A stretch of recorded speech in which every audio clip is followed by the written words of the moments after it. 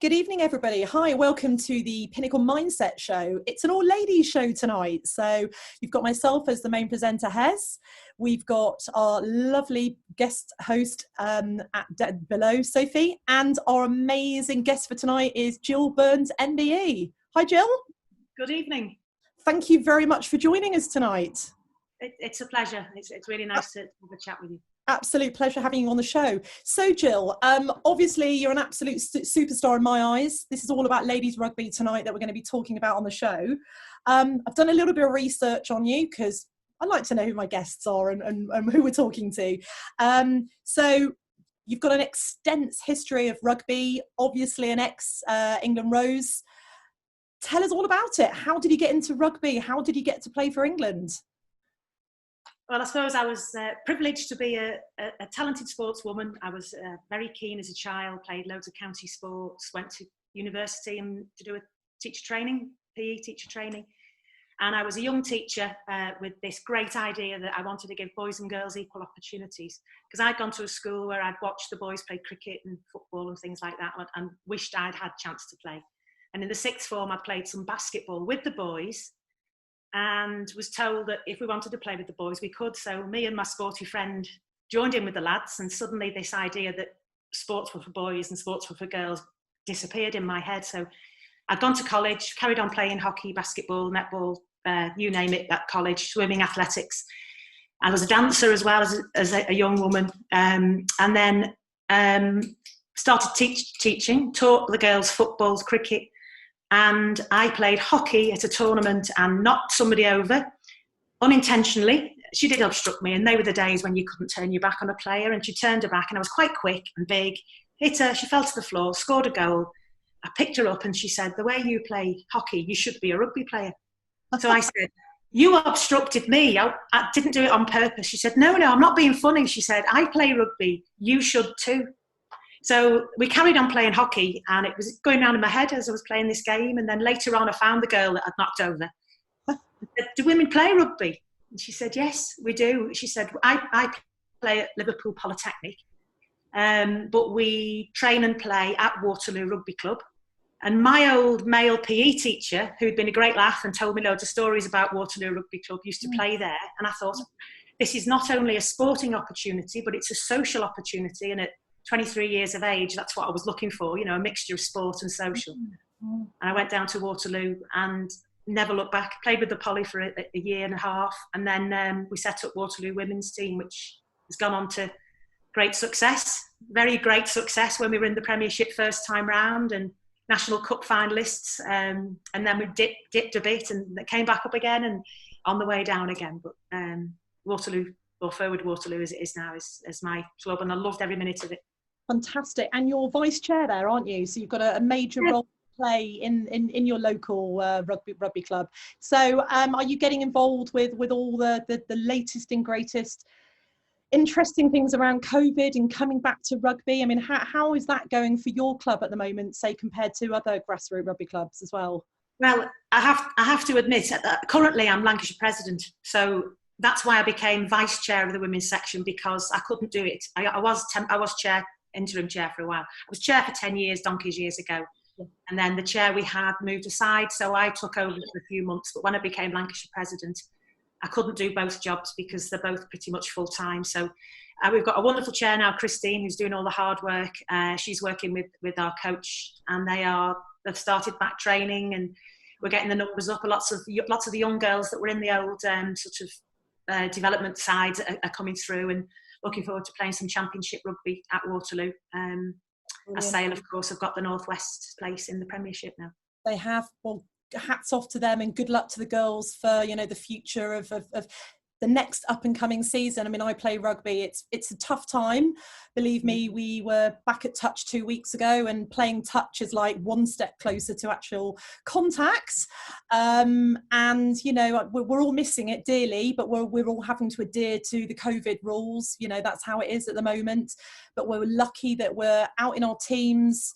We're still bonding. We're still, the coaches are still there motivating us.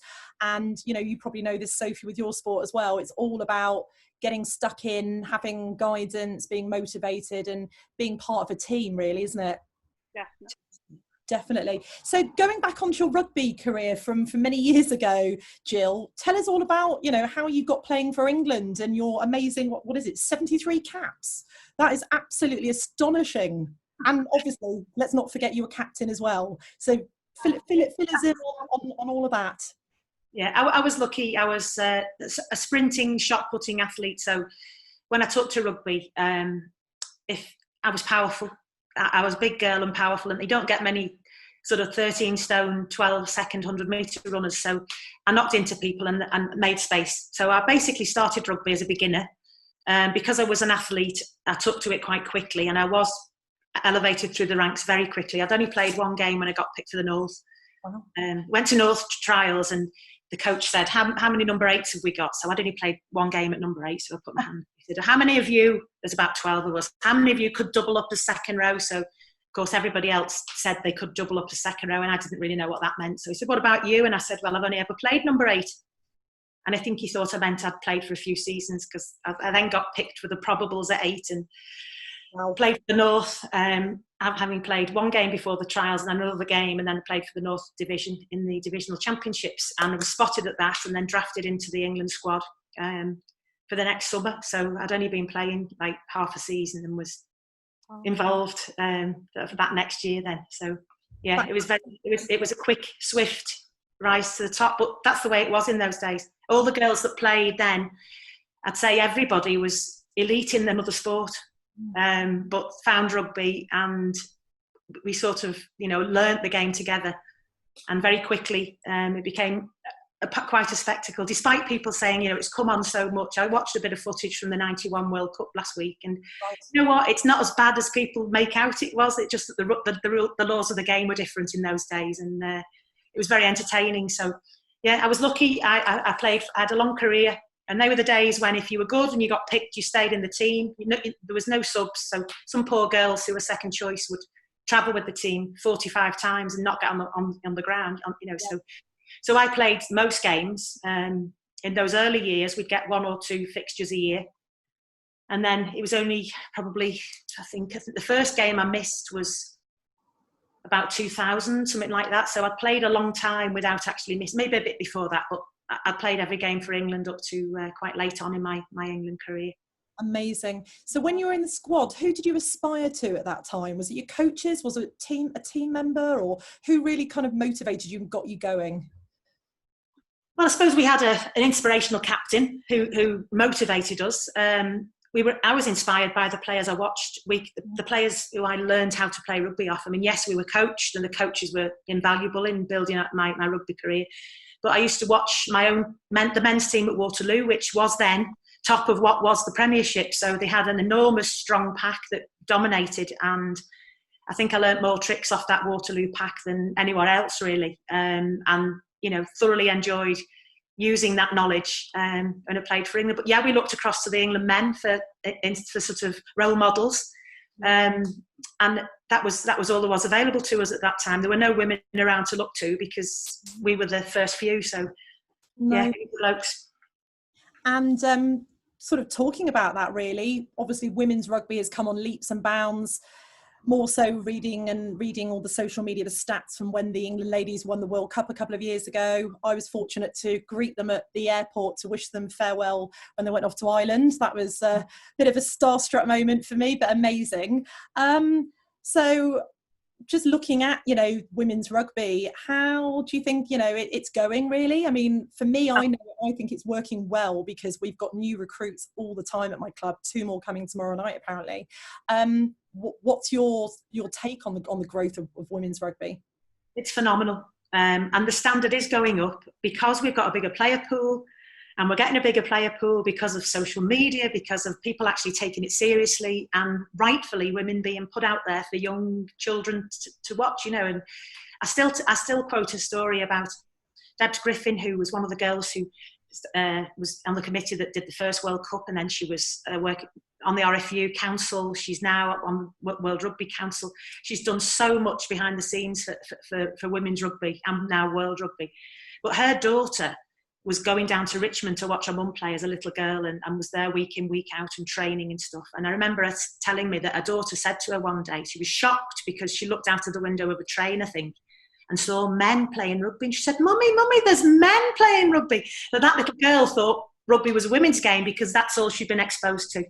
Yeah. So that tells me a little bit about, exposing children to women playing sport, and that's what they'll aspire to be. That little girl's probably now in her late 20s, but it's a nice story. But, it's all about letting kids see and letting kids aspire to be the best they can in an area that they love, and rugby's just fantastic. So I always recommend that people give it a try. Corny, but totally agree with you. And that of any sport, girls can do any sport now. Look at motorsport, look at some of the the maybe macho male sports. Women are just as good at doing that as well. So I think if you've got a drive and a motivation and a determination for anything, you don't have to start off young. I mean, I started when I was in my early 30s playing rugby, and I got thrown into it by actually going to watch a men's game. I was over in Reading, actually, when I lived there. And I thought, what am I doing? I'm watching a men's game. I don't know anything about rugby. And then it was literally weeks later, one of my friends was like, do you fancy starting up a ladies team? And I was like, are you sure? I really don't know what I'm doing. And then, then the confidence builds, your ball skills, everything just clicks into place.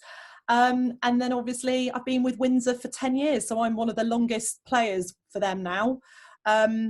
Wanted to retire, but so don't. I think like with any sport, you keep going until you physically keep going. Believe me, there's been days when I've been on that pitch and I'm like, what am I doing? And the same with you as well. So sort of talking about games, Gill, can you remember any games where you've had like either really the best game that you've ever played or the worst game that you've ever played? So because it's all about, Pinnacle mindset is all about mental health as well. So have you ever had any sort of mental health worries or issues during your rugby career? I think a few, obviously not related to rugby. Rugby was always my passion. Rugby was my thing, and I knew I was good at it. I knew I was a good rugby player. So even when things weren't going well off the pitch, I used rugby, to make things better. There's nothing better than going to a training session and hitting into a few tackle pads and getting muddy and just really, really going for it in the gym and training hard. And I think that's the best thing for mental health. I mean, originally, I suppose the first time I started to have any doubts about my position in rugby was when I was England captain. I was thoroughly enjoying being England captain and hoped to retire at the end of the last season that I was captain. And I wanted us to win the Grand Slam, which we did do, but I wanted to lift that trophy, and I wanted us to go to the European Championships and win that. That was the aim. Yes. And then, unfortunately, a second to last game in the Grand Slam. So we'd just beaten France, who were the strongest team to beat, and we knew that we pretty much knew we'd beat Wales in the last game. And I found out after the game that they'd decided they were going to sack the coaches that night. God. And I'd been told that there was some players who it was player power that had got to the powers that be and said that they wanted to change the coaches. And I was the captain and knew nothing about this. So I resigned that night. I wrote a letter of resignation, mainly because I felt that the players weren't with me, and I always thought they were. And that was the first time I had some doubts personally. But I thought, you know what, I could be bitter and get really upset about this, or I'll channel it. So I channeled it, relinquished the captaincy, and put all my energy into being the best player I could be. And I actually think I had probably the best parts of my career playing wise towards the end. And the last game that stands out most of all in my memory was my last full match, the World Cup semi-final in 2002. I was at the top of my game. I'd smashed everybody in the fitness tests. I was 37, should have been past my best. I'd beaten youngsters in everything because I just wanted to prove, and I'd focused so much. And then I was in all the papers, and it was, she plays like a spring chicken, and I knew I was at the top of my game. And that was the highlight for me, when respected rugby journalists are saying that I was at the top of my game. And then I think something after that World Cup, because we lost the World Cup final, just team tactics weren't right, team wasn't right, just didn't go well. And then during that summer, I was rung by the Black Ferns coach who had coached the Black Ferns to all the World Cup wins, who said, we want a World 15 and we want you to come over and play in it. And I said, well, I've retired from England. I'm not as fit as I was. I've had a summer off. I've, had a few beers and not been training. And he said, you'll be fine. He said, come over and play in this World 15. Wow. So I went over and we had a fortnight out there. But it was a huge honour when he, as the world's greatest women's rugby coach, asked me to captain that team. So wow. I was 37 going on 38, and that was my last sort of senior role. So that gave me that boost that perhaps I'd been okay, and I was in a good place then because I was respected sort of across the world. So yeah, a bit of disappointment about players not being with me, but channeled it into my own game. Remembered all the time what my dad had said. I split up with a long-term boyfriend not long before, and I'd been quite upset about it, not at the time, but a few weeks later. And I came and chatted to my mum and dad, and my dad said to me, he said, all I'll say is don't be bitter because it'll eat you up. He said, just make something positive out of it. And I always use that analogy all the time. So whenever I feel a little bit cut up about something or upset or feel hurt when somebody says something that's out of place or I read something that annoys me, I remember Dad's words and try not to be bitter and try and make it positive. I mean, I suppose during my rugby career, I could have complained a lot about things that haven't happened. I could have been a whinger. I could have said, I suppose I'm the equivalent of Lawrence Dallaglio, but rugby's cost me everything.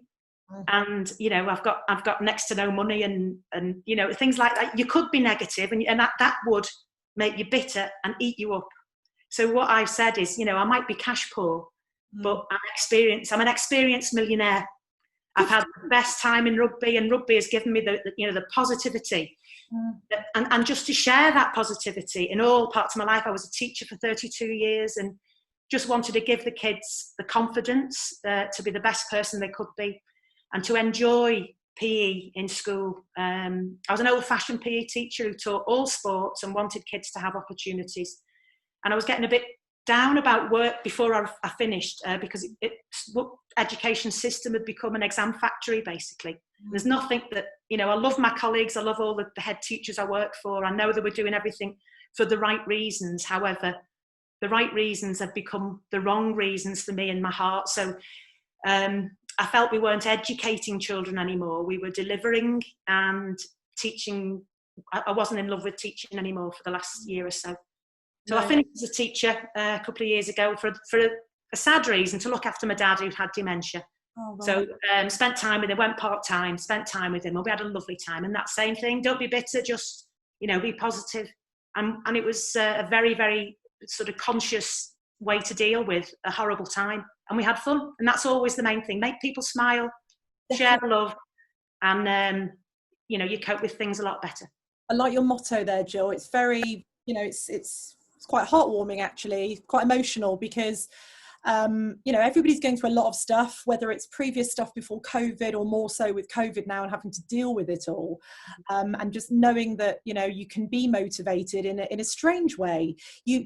Everybody gets it. I get low days. Sophie, you may have low days where you just think, oh, I don't want to do today. It's like Groundhog Day. I did it last week, but then something just twigs in you, and no matter how old you are, you've always got a little saying. I have sayings in the back of my head where it's like, come on, you can do this. In my little flat, I've got posters all over my little flat and post-it notes on my office desk here on motivation. I listen to podcasts and meditation things because it's just helping me get that extra bit, a bit further. And I like your enthusiasm. I guess, talking about your father, you're a board of trustee, aren't you, for the Hargreaves Dementia Trust? Yeah, and I've loved staying involved with them. Before Dad died, I wondered whether I'd want to keep going.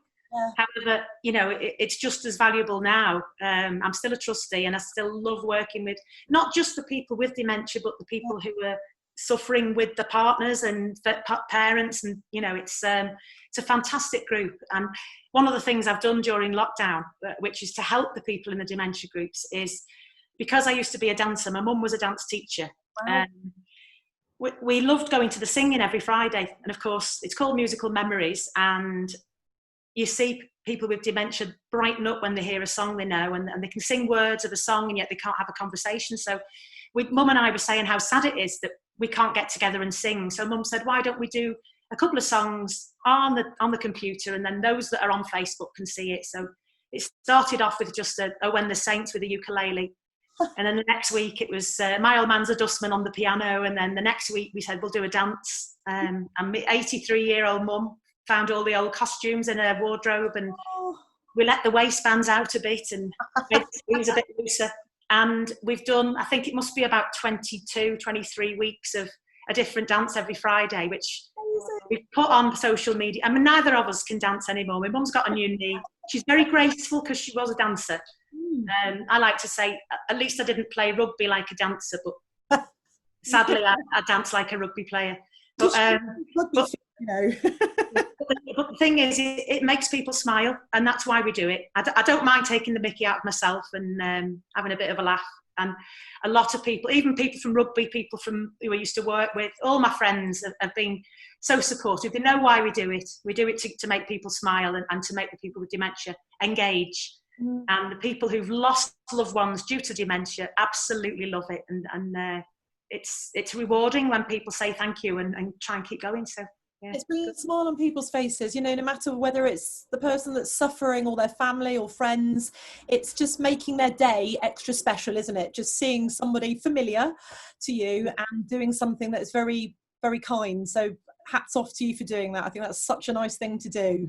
We are running out of ideas. Although I'll share something with you. This morning it was Storm Francis going through? It's howling gales. And I said to Mum this morning, I said, should we go out and do Singing in the Rain? So we put every bright piece of clothing we could find on.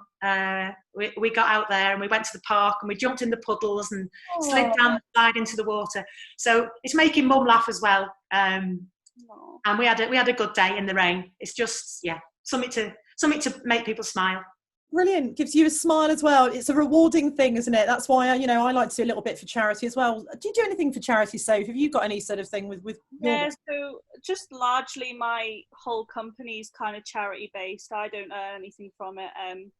So just the whole mental health and sport thing. So I don't want to talk too much because it's spoiling for the next episode, but link there to watch the next episode. So I kind of, my whole company is basically charity based, and then also I kind of like to donate to food banks where I can and stuff like that. Great. I think it's so important to just give back where you can.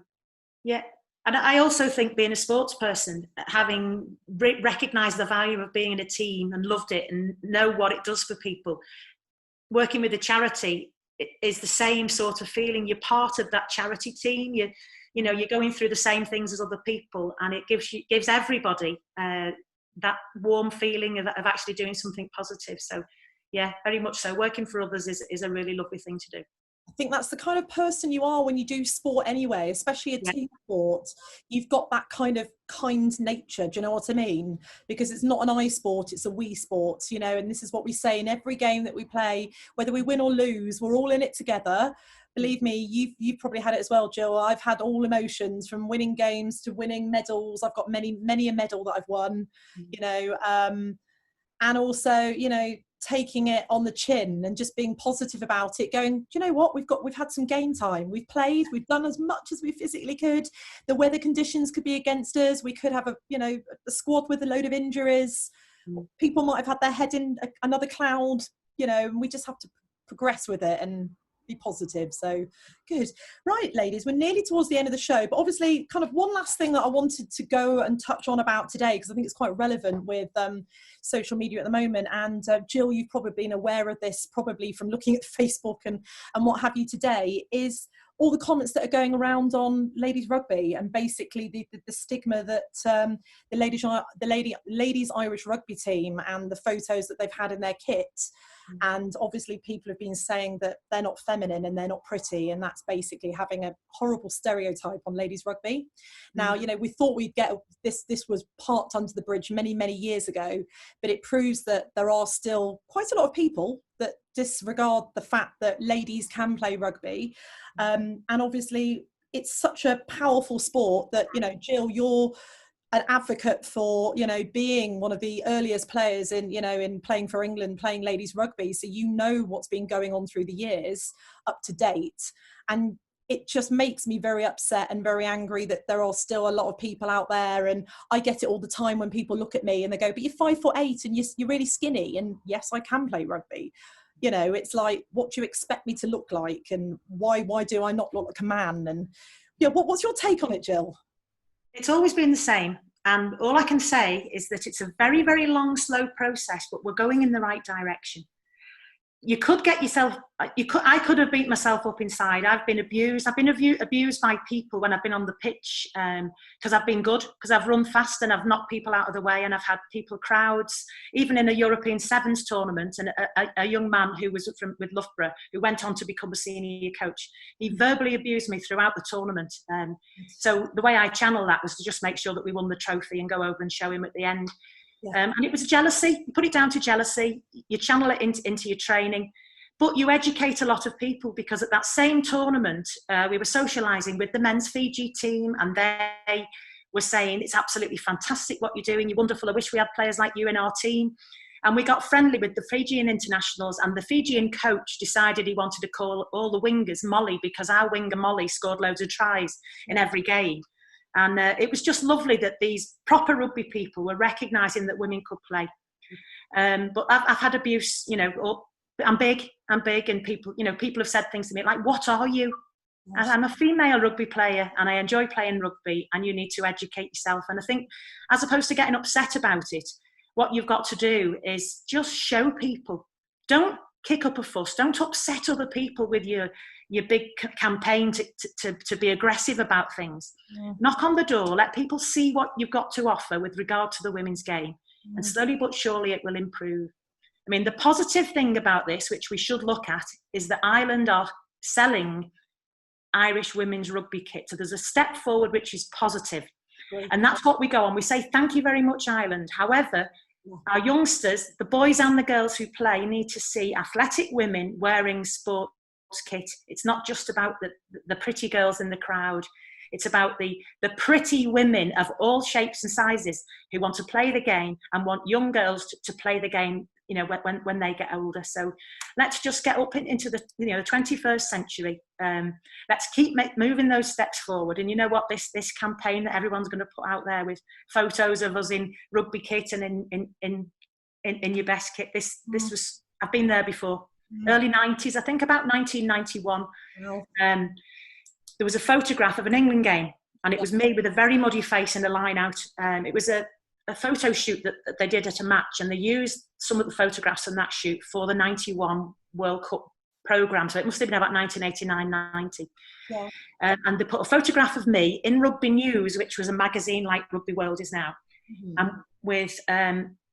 they had the name Carol Isherwood, who was playing then. Carol Isherwood under my face. It was a mistaken identity. But nevertheless, there was a photograph in. The next week, there was a letter sent by a gentleman who very politely said, he read the information about the women's game, but could we warn Miss Isherwood, i.e. me, the picture of me, that if she carries on playing rugby, she'll end up looking like Roger Utley. And it's not a game for women and all this. So... Wow. I then wrote a letter back and sent a photograph of my team, my Waterloo team, 7 of us dressed up in our ball gowns at the ball, looking beautiful, next to our pictures in our muddy kit. And I said, look, we're rugby players. We wear rugby kit and we're covered in mud and we look like athletes when we play rugby. However, we can be decorous off the field if we choose to be. And please give us a chance. And I'm sure Mr. Utley's loved ones would be a little bit upset about what you said. But it was just the views of people then. I mean, one of our biggest fans at Waterloo is a guy called Dave Ward. We called him one of the old Alakadoos, and he used to say, it was a really good game, but I can't understand why you girls want to play. And then he'd say, think of that back row move to the right. I think if he did the miss pass, and he'd like start critically analysing the game. He'd watch every match. And for a year or two, he kept saying, I don't think you should play. Women shouldn't play. Now he calls it his claim to fame. He's lovely. He's supported women's rugby all the way through. Right. And the way he learned to support it was by coming to watch. He gave us a chance, and he still supports. He's in his 80s now, and he says, my claim to fame is I tried to stop you playing. So he dines out on that. It's But, very, but I very wasn't rude to him. I wasn't rude to him. I listened to him and said, come next week, Wardy. You know, come. same time next week. Exactly. And that's the thing with our team, because obviously we didn't have a ladies team before our team started, 9-10 years ago. And then you get the old boys, and they're watching the men's games on a Saturday as usual. Then there could be a ladies game maybe afterwards, or typically on a Sunday when we play, and they'll come down. Oh, they don't want to come down, but they'll come down and they'll go, you girls can tackle better than the lads. Yeah. You girls are feisty. Oh my God, look how quick you can run. Your ruck's amazing. Your tackles are, so, it's give it a go. This is all I can say, is that unless you actually go and watch a ladies game on telly or social media or face to face, you don't know what you're talking about. That's right. And I think in the early days, we had the problem in that a lot of the girls who were playing, they were all beginners. So even if you were a good athlete, you were a beginner. So some people were critical because we were tactically naive or couldn't kick the ball as far. But that just comes with practice. Yeah. And because women have been playing now 30 plus 35 years, you know what? We've got women who've grown up as little girls and are now adults, and I'll never say better than the men. We'll never be better than men. We'll be as good, in that maybe not as big, maybe not as fast, maybe not as strong, but technically, tactically, and as a spectacle, equally as good. And I think the added bonus of women's rugby is that because women are generally smaller, there is more space on a pitch. Space means entertainment. There is space for women to create entertainment in. And that's something that, as the men are getting bigger and bigger and bigger and filling the pitch, the men's games will perhaps not have that opportunity that the women's games got.